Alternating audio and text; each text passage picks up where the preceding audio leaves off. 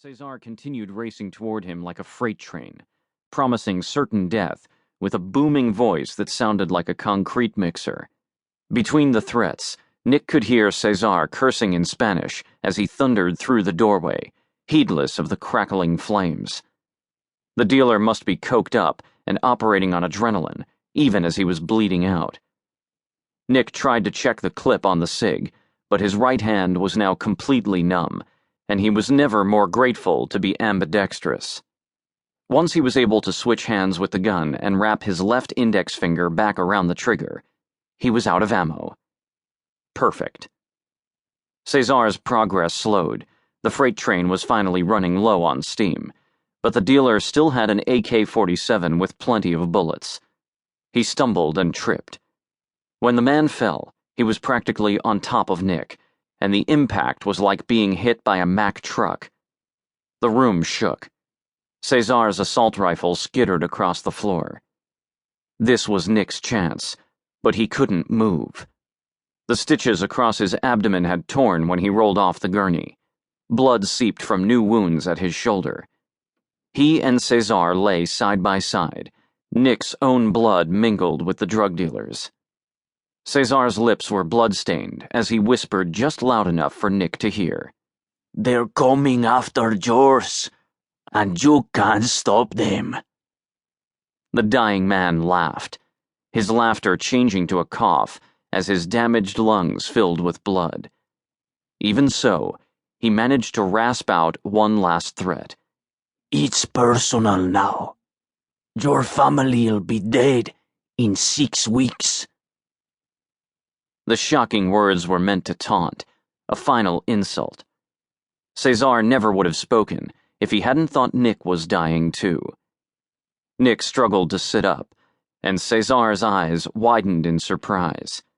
Obviously, he hadn't been expecting Nick to move.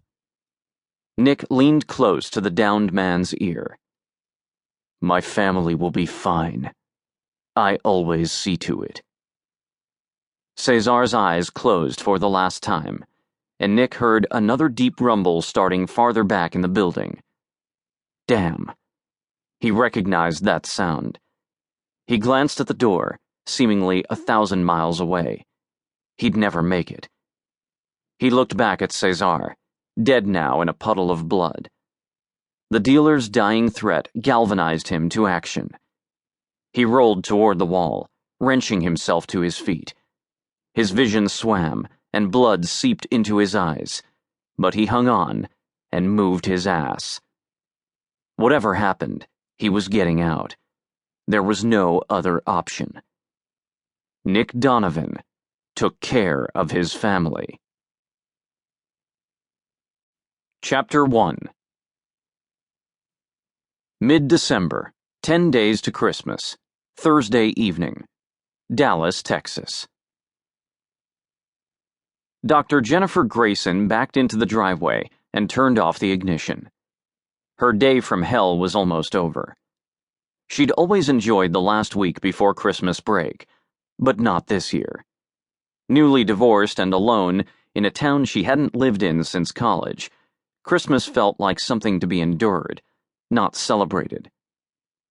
As a Southern Methodist University professor, this week of final exams had been unmitigated insanity. Her graduate students were bug-nuts crazy, obsessing over their final course grades and how they would affect internship opportunities. Lord, give her clueless college freshmen partying their brains out any day. Maybe part of her was just plain depressed. Her final divorce papers had been in the mailbox earlier this week. Due to the financial strain dissolving a marriage induced, she'd had to cancel her sabbatical this spring for the Paleo Niger project and its fully intact Jobaria dinosaur. Withdrawing from the Russ Foundation's trip had cut deeper than the divorce itself. That a philandering husband was less disappointing than a canceled paleontology dig certainly testified to the state of her marriage to begin with, even before Colin's affair with his grad student and the bimbo's subsequent pregnancy. That last bit had particularly burned. Practically everyone in her department had received the birth announcement today from Colin and his baby mama. Jennifer